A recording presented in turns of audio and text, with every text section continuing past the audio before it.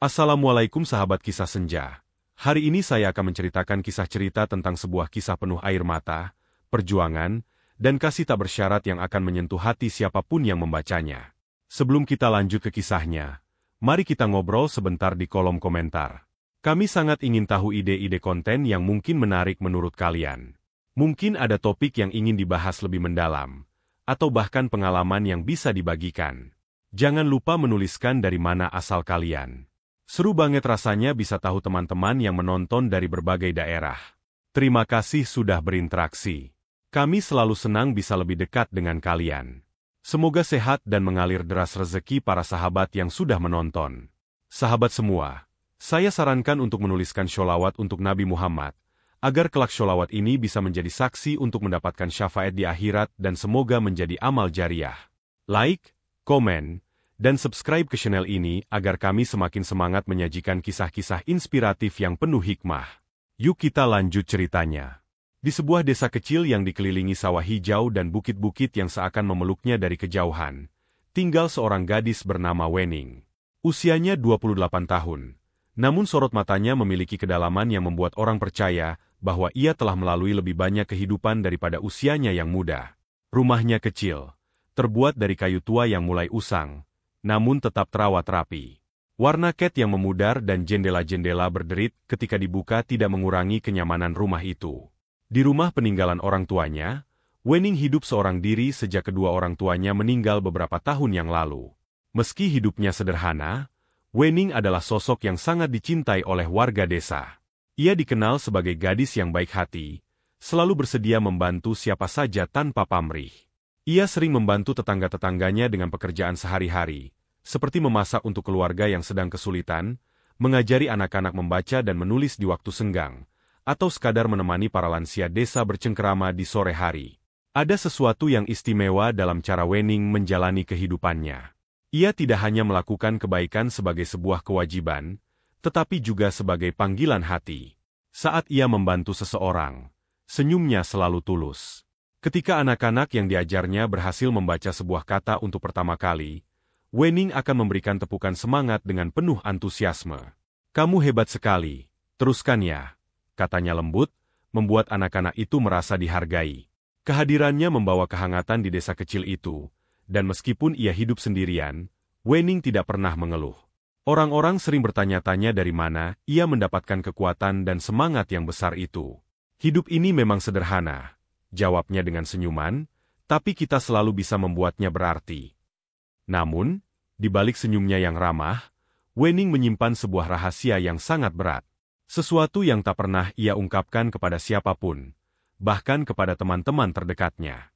Beberapa bulan yang lalu, Wening mendapati dirinya hamil. Itu bukan hal yang biasa, karena Wening belum pernah menikah. Bahkan, ia tidak mengingat pernah memiliki hubungan dekat dengan siapapun. Semua itu terasa seperti mimpi buruk baginya. Malam ketika ia menyadari kehamilannya, Wening duduk terdiam di sudut kamarnya. Ia menggenggam perutnya yang masih rata sambil bertanya-tanya bagaimana semua ini bisa terjadi. Ketakutan, malu, dan kebingungan bercampur menjadi satu dalam dirinya. Ia mencoba mengingat-ingat semua yang telah terjadi, namun tidak ada yang masuk akal. Bagaimana mungkin ia hamil tanpa mengetahui bagaimana caranya?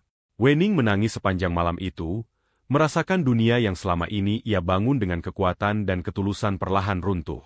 Namun, di tengah rasa putus asa, ia mendengar bisikan hatinya sendiri. "Ini bukan akhir dari segalanya," kata suara dalam dirinya. "Mungkin ini adalah awal dari sesuatu yang baru." Dengan sekuat tenaga, Wening memutuskan untuk menjaga bayi itu. Ia memilih untuk tidak peduli pada rasa takut atau rasa malu yang menghantuinya. "Bayi ini tidak bersalah," pikirnya. "Aku akan menjaganya sebaik mungkin." Hari-hari berlalu, dan kehamilan Wening semakin terlihat. Ia tetap menjalani kehidupannya seperti biasa, meski tak bisa sepenuhnya menyembunyikan perubahan yang terjadi pada tubuhnya. Beberapa tetangga mulai bertanya-tanya, namun Wening selalu berhasil mengalihkan perhatian mereka dengan senyuman atau candaan ringan. Hingga malam itu tiba, ketika hujan deras mengguyur desa tanpa henti. Petir menggelegar, dan angin yang kencang membuat pohon-pohon berderit. Di tengah suasana yang mencekam itu, Wening merasakan sakit luar biasa di perutnya. Ia tahu waktunya telah tiba. Sendirian di rumah kecilnya, Wening berjuang melawan rasa sakit yang semakin menjadi-jadi. Jeritannya bercampur dengan suara hujan yang menghantam atap rumah. Ia menggenggam tepi ranjangnya dengan tangan yang gemetar, berusaha mengatur napasnya di antara kontraksi yang datang semakin cepat. Setelah berjam-jam yang terasa seperti selamanya, akhirnya seorang bayi laki-laki lahir. Tangis bayi itu memenuhi ruangan kecil yang dingin, membawa rasa lega yang mendalam ke dalam hati Wening. Namun, kelegaan itu hanya bertahan sesaat. Ketika ia hendak memeluk bayinya, sesuatu yang mengejutkan terjadi. Tangisan bayi itu tiba-tiba berhenti. Ruangan menjadi sunyi, hanya suara hujan yang masih terdengar di luar. Lalu, dengan suara kecil namun sangat jelas, bayi itu berkata, "Ibu, aku lapar." Wening membeku. Tangannya yang gemetar berhenti di udara. Matanya terbelalak menatap bayi kecil yang baru saja lahir. Ia berpikir mungkin ia sedang bermimpi. Mungkin rasa lelah dan sakit membuat pikirannya berhalusinasi. Namun, bayi itu menatapnya dengan mata yang cerah dan berkata lagi, "Iya, Bu, aku lapar. Tapi jangan takut.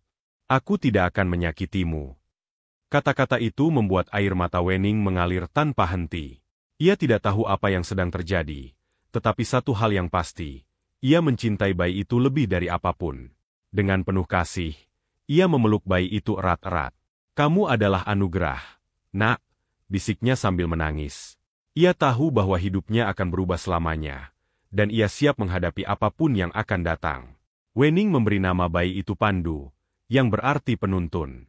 Nama itu ia pilih karena ia merasa bahwa kehadiran bayi ini adalah petunjuk bagi hidupnya. Pandu tidak seperti bayi pada umumnya. Ia tumbuh dengan cepat, bukan secara fisik, tetapi dalam hal pemahaman. Ia dapat berbicara seperti orang dewasa, meski suaranya masih kecil. Ia sering menghibur Wening dengan kata-kata lembut yang seolah memahami beban ibunya. Ketika Wening merasa sedih atau bingung, Pandu akan berkata, "Ibu, jangan khawatir. Aku di sini untukmu." Kata-katanya selalu berhasil membuat Wening tersenyum di tengah segala kesulitan yang ia hadapi. Namun, tidak semua orang bisa menerima keajaiban itu dengan hati yang terbuka. Warga desa mulai curiga ketika mereka menyadari bahwa Pandu berbeda dari bayi pada umumnya. "Kenapa dia tidak pernah menangis di depan orang lain?" bisik seorang tetangga. "Ada yang aneh dengan anak itu," tambah yang lain. Gosip mulai menyebar, dan Wening merasa beban itu semakin berat. Namun, ia tidak peduli. Bagi Wening, Pandu adalah segalanya. Ia adalah alasan Wening untuk terus bertahan, dan ia akan melindungi anaknya apapun yang terjadi. Kehidupan Wening mulai diwarnai dengan bisik-bisik yang tidak menyenangkan. Semakin hari, semakin banyak tetangga yang memperhatikan keanehan Pandu. Warga desa, yang pada awalnya hanya merasa penasaran, mulai membicarakan hal-hal aneh di belakang Wening. "Anaknya itu tidak pernah menangis seperti bayi pada umumnya," bisik seorang ibu saat mencuci pakaian di sungai. "Aku juga melihat sesuatu yang aneh," sahut yang lain, matanya seolah-olah melihat sesuatu yang tidak kita lihat. Wening mencoba tidak memedulikan omongan itu, namun bisik-bisik tersebut semakin menjadi-jadi. Setiap kali ia melangkah keluar rumah, Wening merasakan tatapan mata penuh rasa ingin tahu bercampur kecurigaan. Beberapa tetangga bahkan mulai menjauh darinya. Tidak lagi mengundang Wening untuk membantu atau sekadar berbincang. Hati Wening perlahan terasa berat, tetapi ia tetap menjaga senyumnya. Ia tahu bahwa gosip itu tidak akan berhenti, tetapi ia memilih untuk fokus pada kebahagiaannya bersama Pandu. "Orang mungkin tidak mengerti sekarang," bisiknya pada dirinya sendiri, "tapi aku tahu bahwa anakku adalah berkah, bukan kutukan." Namun, malam-malam di rumah kecilnya mulai terasa semakin sunyi. Di balik senyumnya yang ia tunjukkan pada dunia, Wening sering menangis sendirian. Ia memeluk Pandu yang tertidur lelap, berbisik pelan, "Ibu tidak peduli apa yang orang lain katakan. Nak, ibu hanya ingin melindungimu." Pandu, seolah-olah memahami pikiran ibunya bahkan dalam tidurnya, sering terbangun dan berkata dengan suara kecil yang penuh keyakinan, "Ibu, jangan takut. Aku akan selalu melindungimu." Suatu pagi, Wening mendengar ketukan keras di pintu rumahnya. Ketika ia membukanya, sekelompok warga desa berdiri di sana dengan wajah yang tidak bersahabat. Salah satu dari mereka, seorang pria parubaya bernama Pak Surat, berbicara dengan nada yang keras. Wening, kami sudah lama mencurigai anakmu. Dia bukan anak biasa. Jangan-jangan, kau menyembunyikan sesuatu dari kami. Wening terkejut mendengar tuduhan itu, tetapi ia berusaha tetap tenang. Anakku hanyalah seorang bayi, jawabnya lembut, meskipun hatinya terasa bergetar. Namun, warga tidak puas dengan jawaban itu. Mereka mulai mengajukan lebih banyak pertanyaan, beberapa di antaranya sangat kasar. Bagaimana mungkin dia tidak menangis seperti bayi lain? Apa benar dia hasil hubungan yang tidak sah? Tuduhan itu menusuk hati Wening seperti pisau. Ia ingin membela diri, tetapi suara-suara itu semakin nyaring, mengaburkan pikirannya.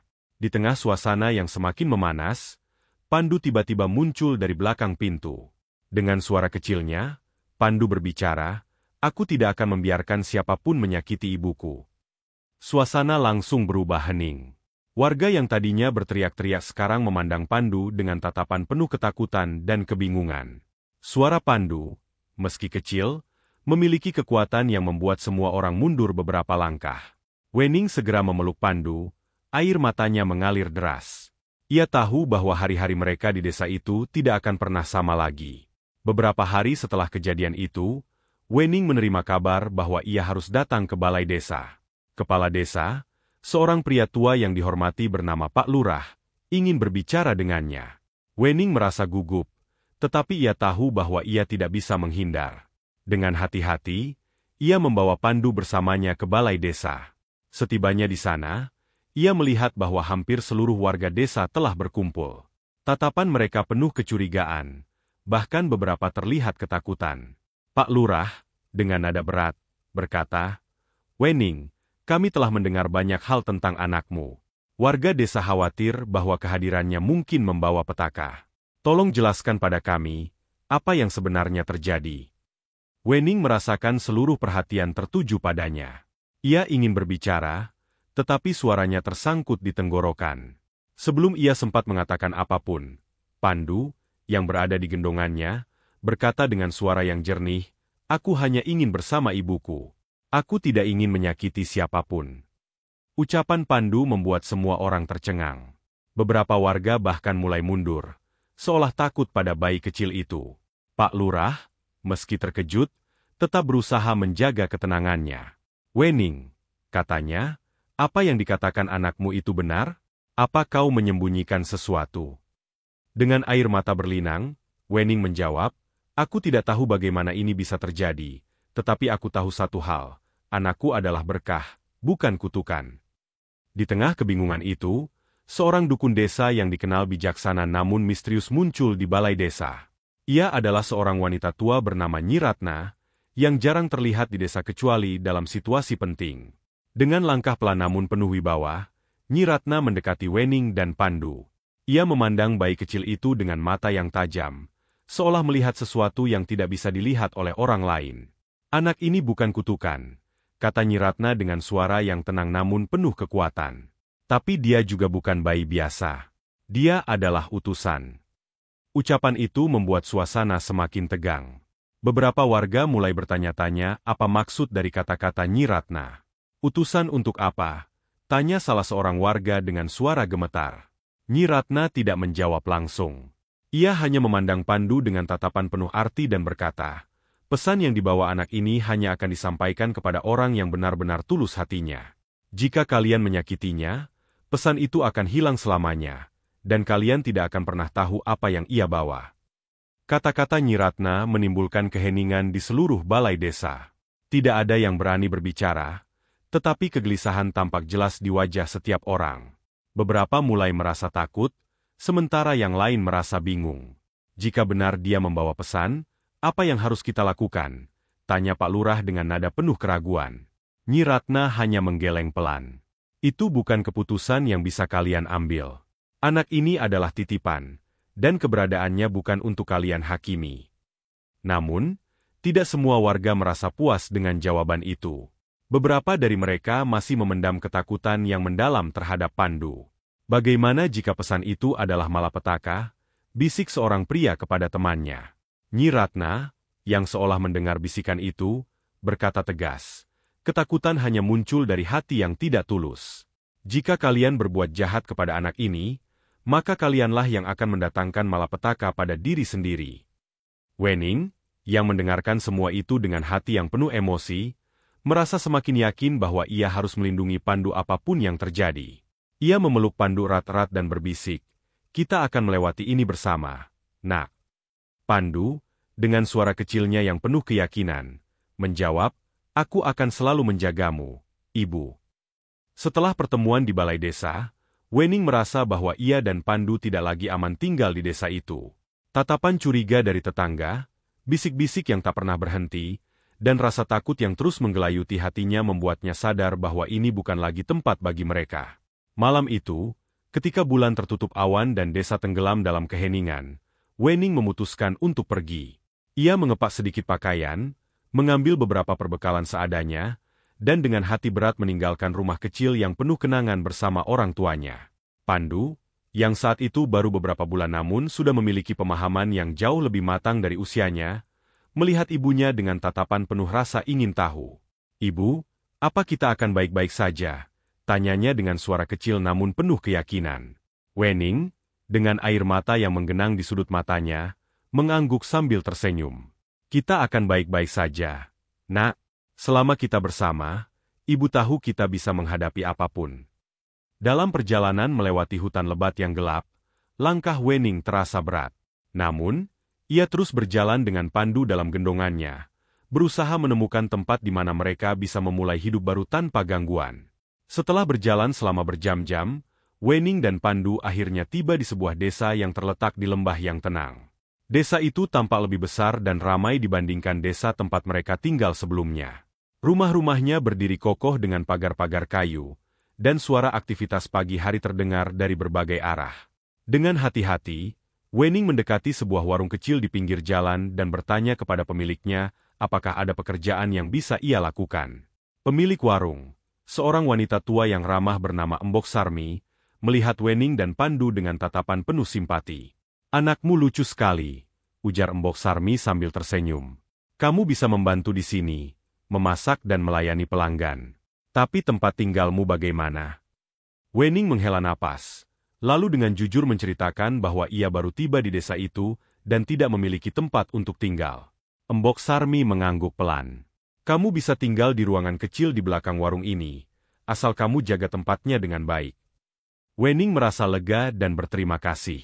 Ia mulai bekerja di warung, sementara Pandu yang selalu ceria membuat suasana di sana menjadi lebih hidup.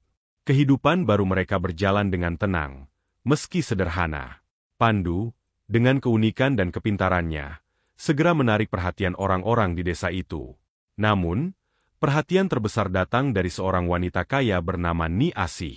Suatu hari, Ni Asih yang sedang mampir di warung Embok Sarmi terkejut melihat Pandu berbicara seperti orang dewasa. Dengan suara lembut dan penuh sopan santun, Pandu menyapa Ni Asih. "Selamat pagi, Ibu. Apakah Anda membutuhkan bantuan?" Ni Asih tertegun, tidak percaya bahwa seorang anak kecil bisa berbicara dengan cara yang begitu dewasa. Rasa penasaran membuat Ni Asih mulai mendekati Wening dan bertanya tentang Pandu. Dengan hati-hati, Wening menceritakan sedikit tentang perjalanan hidup mereka tanpa mengungkapkan semua rahasia yang ia simpan. Ni Asih, yang sejak awal merasa ada sesuatu yang istimewa tentang mereka, menawarkan bantuan. "Kamu dan anakmu tidak pantas hidup dalam kondisi seperti ini," katanya. "Kalian bisa tinggal di rumah saya. Saya akan memberi kamu pekerjaan yang lebih layak." Awalnya, Wening ragu menerima tawaran itu, tetapi Ni Asih meyakinkannya dengan sikap yang tulus. "Ini bukan karena belas kasihan, Wening. Saya hanya merasa kamu adalah orang yang kuat, dan anakmu adalah anugerah yang luar biasa." Kehidupan di rumah Ni Asih membawa perubahan besar bagi Wening dan Pandu. Rumah besar itu memiliki kamar yang nyaman untuk mereka tinggali, dan Wening diberi pekerjaan mengelola toko milik keluarga Ni Asih. Pandu, meski usianya masih sangat muda, sering membantu ibunya di toko. Keunikan dan kecerdasannya membuat banyak pelanggan merasa kagum. Ia sering berkata kepada ibunya, "Ibu, biarkan aku membantu. Aku ingin menjadi alasan ibu tersenyum." Namun, meskipun hidup mereka menjadi lebih baik, Wening tetap merasa waspada. Ia tahu bahwa rahasia tentang Pandu tidak bisa disembunyikan selamanya. Beberapa pelanggan yang sering datang ke toko mulai bertanya-tanya tentang anak itu. Bagaimana mungkin dia bisa berbicara seperti orang dewasa di usia semuda ini? Tanya seorang pelanggan suatu hari. Wening hanya tersenyum dan menjawab, dia memang istimewa, tetapi dia tetap anak kecil seperti yang lain.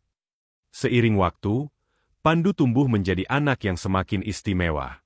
Bukan hanya kecerdasannya yang mengagumkan, tetapi juga sikapnya yang selalu penuh kasih dan perhatian terhadap orang-orang di sekitarnya. Ia sering membantu ibunya mengatur toko, bahkan memberi saran kepada pelanggan dengan cara yang sangat bijaksana untuk anak seusianya. Suatu hari, seorang pria yang terlihat sedih datang ke toko. Ia bercerita bahwa usahanya sedang mengalami kesulitan. Pandu, yang mendengar cerita itu, berkata dengan suara lembut, "Jangan menyerah, Pak. Kadang jalan keluar muncul di saat kita paling tidak menduganya." Kata-kata Pandu membuat pria itu tertegun. Ia merasa seperti mendapatkan harapan baru. Kabar tentang kebijaksanaan Pandu mulai menyebar, dan banyak orang datang ke toko, bukan hanya untuk berbelanja, tetapi juga untuk berbicara dengan anak kecil yang tampaknya memiliki pemahaman yang melampaui usianya. Namun, di balik semua itu, Wening masih merasa takut. Ia khawatir jika keunikan Pandu diketahui lebih luas, hal itu bisa membawa masalah bagi mereka. Wening terus berdoa, memohon kekuatan untuk melindungi anaknya dari apapun yang mungkin terjadi. Sementara itu, Pandu, dengan senyum kecilnya, sering berkata kepada ibunya, "Ibu, jangan khawatir. Aku ada di sini untuk menjaga ibu. Kita akan baik-baik saja." Bagi Wening, kata-kata itu adalah sumber kekuatan terbesar dalam hidupnya. Pandu bukan hanya seorang anak, tetapi juga cahaya yang menerangi setiap langkahnya. Sejak tinggal di rumah Ni Asih, kehidupan Wening dan Pandu berubah menjadi lebih baik secara materi. Rumah besar dengan pilar-pilar kayu jati yang kokoh menjadi tempat baru bagi mereka. Kamar kecil yang nyaman disediakan untuk Wening dan Pandu, lengkap dengan perabotan yang sederhana namun bersih. Wening tidak lagi harus bekerja keras di warung kecil. Ni Asih memberinya pekerjaan yang lebih terhormat, mengelola toko kain yang menjadi kebanggaan keluarga Ni Asih. Pandu, meski masih kecil, menunjukkan rasa tanggung jawab yang luar biasa. Ketika ibunya bekerja di toko, ia sering menemani dan membantu dengan caranya sendiri. Dengan suara kecilnya yang menenangkan, ia menyapa pelanggan dengan ramah. "Selamat datang, Bapak dan Ibu. Apa yang bisa kami bantu hari ini?" tanyanya, membuat banyak orang tersenyum. Keunikan Pandu tidak hanya terletak pada caranya berbicara seperti orang dewasa, tetapi juga pada kemampuannya membaca suasana hati orang lain. Jika seseorang tampak murung, Pandu akan menyampaikan kata-kata sederhana yang mampu mengangkat semangat mereka. Namun, bagi Wening, kebahagiaan ini tetap disertai dengan rasa waspada. Ia sadar bahwa keunikan Pandu tidak mungkin terus disembunyikan. Meski Ni Asih adalah orang yang baik hati dan tidak pernah menghakimi mereka, Wening tetap merasa bahwa setiap langkah mereka di dunia luar diawasi oleh tatapan yang penuh rasa ingin tahu. Hari demi hari, keistimewaan Pandu semakin terlihat. Selain caranya berbicara yang bijak, Pandu juga memiliki kemampuan memahami hal-hal yang sulit dijelaskan. Suatu hari, seorang wanita tua datang ke toko dengan wajah yang penuh kebingungan. Ia ingin membeli kain untuk upacara keluarga, tetapi tidak tahu jenis kain apa yang tepat. Pandu, yang saat itu duduk di sudut toko, berkata dengan lembut, "Nenek, kain berwarna biru lembut akan cocok untuk suasana damai yang nenek inginkan." Wanita tua itu terkejut, tetapi ia mengikuti saran Pandu. Beberapa hari kemudian, ia kembali ke toko dengan senyum lebar. "Anakmu benar-benar istimewa," katanya kepada Wening. "Kain yang dia sarankan membuat upacara kami menjadi lebih bermakna." Wening hanya tersenyum. Meski dalam hatinya ia kembali bertanya-tanya tentang rahasia di balik keistimewaan anaknya. Namun, tidak semua orang memandang keistimewaan Pandu dengan kekaguman. Beberapa pelanggan mulai bertanya-tanya bagaimana mungkin seorang anak kecil memiliki pemahaman yang begitu dalam. Bisik-bisik kembali muncul, meski kali ini dalam lingkup yang lebih kecil. Wening tahu bahwa keunikan Pandu membawa berkat, tetapi juga ancaman, terutama jika orang-orang yang salah mulai merasa terganggu. Di tengah semua perubahan dalam hidup mereka, Wening terus mengajarkan nilai-nilai kebaikan kepada Pandu. Ia selalu menekankan bahwa meskipun dunia tidak selalu adil, kita harus tetap menjalani hidup dengan penuh kasih sayang. Ibu, kenapa orang-orang sering salah paham tentang kita? Tanya Pandu suatu malam ketika mereka duduk bersama di kamar mereka. Wening terdiam sejenak sebelum menjawab. Karena terkadang, Nak, orang takut pada apa yang tidak mereka mengerti. Tapi kita tidak perlu membenci mereka. Yang penting, kita terus berbuat baik. Pandu mendengarkan dengan saksama. Meski usianya masih sangat muda, ia tampak memahami pesan ibunya.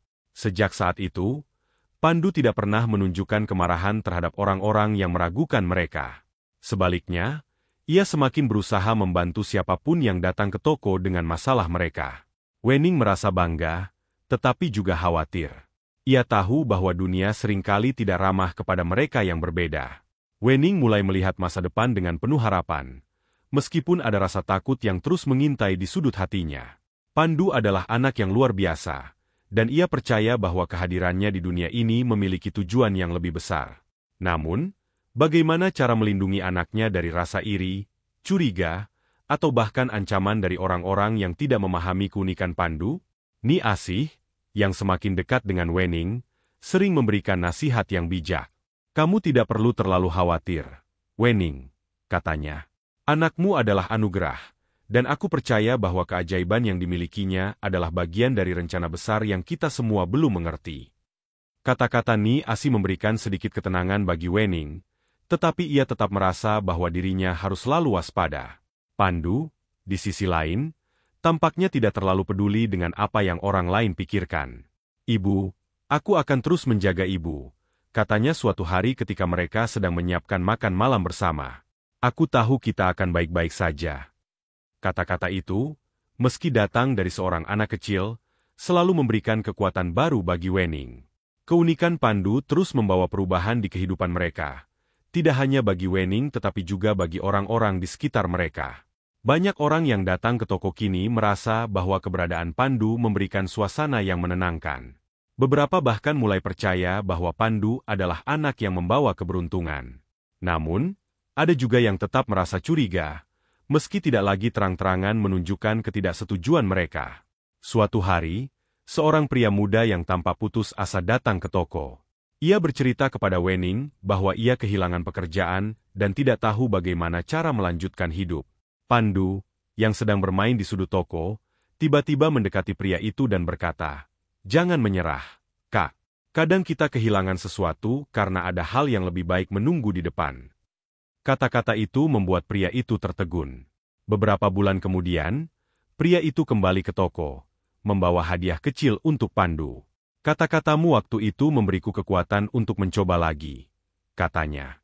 "Sekarang aku punya pekerjaan baru, dan semuanya lebih baik." Bagi Wening, momen-momen seperti ini adalah pengingat bahwa Pandu benar-benar adalah anugerah. Meski ia tidak tahu apa yang menanti mereka di masa depan, ia percaya bahwa Pandu akan terus membawa kebaikan, tidak hanya untuk dirinya tetapi juga untuk dunia di sekitarnya. Wening memeluk anaknya erat-erat, merasa bersyukur atas kehadirannya setiap hari. Pandu bukan hanya anak yang luar biasa, tetapi juga cahaya yang selalu menerangi jalan hidupnya. Wening memulai hari-harinya dengan penuh harapan meski dalam hati kecilnya tersimpan rasa cemas. Pandu terus tumbuh, bukan hanya secara fisik, tetapi juga dalam kebijaksanaan dan pemahamannya terhadap dunia. Ia sering berbicara tentang hal-hal yang membuat Wening tertegun. Suatu pagi, ketika mereka sedang sarapan, Pandu berkata, "Ibu, dunia ini besar. Tapi yang membuatnya indah bukanlah ukurannya, melainkan cinta yang kita berikan di dalamnya." Wening terdiam, memandangi anaknya dengan air mata di sudut matanya. Kata-kata Pandu tidak hanya memberi harapan, tetapi juga semangat baru untuk terus melangkah. "Nak, ibu mungkin tidak tahu apa yang akan terjadi nanti, tapi ibu akan selalu berada di sisimu," ujar Wening dengan suara yang bergetar. Pandu hanya tersenyum dan menjawab, "Aku tahu, Bu. Kita akan menghadapi semuanya bersama." Setiap langkah yang mereka ambil terasa seperti bagian dari sebuah perjalanan besar. Pandu menjadi cahaya bagi orang-orang di sekitarnya. Dari para pelanggan toko hingga Ni Asih yang menganggapnya seperti cucu sendiri, semua merasa bahwa keberadaan Pandu membawa makna baru dalam hidup mereka. Namun, bagi Wening, Perjalanan ini juga penuh tantangan, karena ia tahu keajaiban yang dimiliki Pandu suatu hari nanti akan menarik perhatian yang lebih besar. Banyak orang datang ke toko bukan hanya untuk berbelanja, tetapi juga untuk mendengar kata-kata bijak dari Pandu. Anak kecil itu seolah memiliki jawaban untuk setiap persoalan yang mereka hadapi. Suatu hari, seorang wanita muda datang ke toko dengan wajah yang penuh keraguan. Ia bercerita kepada Wening bahwa ia harus memilih antara meneruskan pekerjaannya di kota atau kembali ke desa untuk merawat keluarganya. Pandu, yang duduk di dekat meja, mendengarkan dengan seksama. Dengan suara kecilnya yang penuh ketenangan, ia berkata, "Kebahagiaan itu seperti tanaman, Kak. Jika kita menanamnya di tanah yang subur, ia akan tumbuh. Tapi tanah yang subur itu adalah hati kita sendiri. Lakukan apa yang menurut hatimu benar." Wanita itu terdiam, lalu tersenyum dengan air mata yang mengalir. "Terima kasih, Pandu. Kamu benar. Aku harus mengikuti hati nuraniku," katanya sambil pergi dengan langkah yang lebih mantap. Cerita seperti ini semakin sering terjadi. Pandu tidak hanya menjadi anak yang istimewa bagi Wening, tetapi juga inspirasi bagi banyak orang. Namun, Wening tetap khawatir bahwa keistimewaan ini suatu saat bisa menjadi beban bagi anaknya. Ia terus berdoa, memohon kekuatan agar dapat melindungi Pandu dari segala ancaman yang mungkin muncul. Seiring berjalannya waktu, keunikan Pandu mulai menarik perhatian orang-orang di luar desa. Kabar tentang anak ajaib menyebar ke desa-desa sekitar. Beberapa orang datang dengan niat baik, ingin berbicara dengan Pandu dan mendapatkan kebijaksanaan darinya. Namun, tidak semua yang datang memiliki niat tulus. Beberapa orang membawa rasa iri, ketakutan, bahkan rasa ingin tahu yang berlebihan. Suatu hari, seorang pria asing datang ke toko dengan wajah yang penuh selidik. Ia berbicara kepada Wening dengan nada yang tajam, bertanya bagaimana mungkin seorang anak sekecil Pandu memiliki kemampuan seperti itu. "Apa kau menyembunyikan sesuatu?" tanyanya. Wening, meski merasa takut, tetap menjawab dengan tenang. "Pandu hanyalah anakku. Dia istimewa karena cinta yang diberikan Tuhan kepadanya." Namun, pria itu tidak puas dengan jawaban Wening. Ia pergi sambil menggerutu, dan sejak hari itu, Wening merasa bahwa ancaman yang ia khawatirkan semakin dekat. Malam itu, ketika mereka sedang beristirahat, Pandu berkata dengan suara lembut, "Ibu, jangan takut. Aku tahu ada yang memperhatikan kita, tapi aku tidak akan membiarkan siapapun menyakitimu." Kata-kata itu memberi ketenangan sementara bagi Wening, tetapi di dalam hatinya, ia tahu bahwa ujian besar mungkin akan segera datang. Ujian itu datang lebih cepat dari yang Wening duga. Suatu malam, ketika mereka sedang bersiap tidur, terdengar suara gaduh dari luar. Sekelompok orang berkumpul di depan rumah Ni Asih, menuntut agar Pandu keluar. Mereka membawa obor, dan wajah mereka dipenuhi kemarahan dan ketakutan. "Anak itu membawa sesuatu yang tidak kita mengerti," teriak salah satu dari mereka. "Dia bisa menjadi ancaman bagi kita semua." Ni Asih mencoba menenangkan kerumunan, tetapi suara mereka semakin keras. Wening memeluk Pandu erat-erat, tubuhnya gemetar. "Nak, ibu tidak akan membiarkan siapapun menyakitimu," bisiknya. Namun, sebelum ia sempat melakukan apapun, Pandu berbicara dengan suara yang jernih. "Aku tidak ingin menyakiti siapapun. Tapi jika kalian mencoba menyakiti ibuku, aku akan melindunginya." Kata-kata itu menghentikan kerumunan. Wajah-wajah yang tadinya penuh kemarahan berubah menjadi ketakutan. Kerumunan itu perlahan bubar, tetapi Wening tahu bahwa ini bukan akhir dari masalah mereka. Keesokan harinya, ia berbicara kepada Ni Asih dan memutuskan bahwa mereka harus pergi dari desa itu. "Aku tidak bisa terus membahayakan orang-orang yang kita cintai," katanya. Ni Asih, meski berat hati, mendukung keputusan itu. Ia memberikan Wening bekal dan bantuan yang cukup untuk memulai hidup baru di tempat yang jauh. Wening dan Pandu meninggalkan desa itu di bawah langit malam yang penuh bintang. Meski hati mereka dipenuhi dengan kesedihan, mereka juga merasa lega karena bisa memulai kembali. Dalam perjalanan, Pandu terus memegang tangan ibunya, memberikan rasa tenang di setiap langkah mereka. "Ibu, jangan khawatir. Dimanapun kita pergi, aku akan tetap menjadi alasan ibu tersenyum," kata Pandu sambil tersenyum kecil. Mereka akhirnya tiba di sebuah desa kecil yang lebih terpencil. Di sana, Wening kembali bekerja keras, sementara Pandu, dengan segala keistimewaannya, tetap menjadi anak yang membawa kebahagiaan. Meski mereka hidup dalam kesederhanaan, mereka merasa damai karena bisa menjalani hidup tanpa tekanan dari orang lain. Keajaiban Pandu terus bersinar, tetapi kali ini, ia belajar untuk menjaga dirinya agar tidak menarik terlalu banyak perhatian. Ia tahu bahwa dunia tidak selalu ramah terhadap hal-hal yang tidak biasa. Namun, bagi Wening, Pandu adalah anugerah terbesar dalam hidupnya. Kamu adalah cahaya dalam hidup ibu. Nak, bersamamu, ibu tahu bahwa kita bisa menghadapi apapun, ujar Wening sambil memeluk Pandu dengan penuh kasih. Bagi mereka, perjalanan ini belum selesai. Tapi satu hal yang pasti, cinta dan keberanian mereka akan terus menjadi cahaya yang tidak pernah padam, menerangi setiap langkah yang mereka ambil di tengah dunia yang penuh tantangan.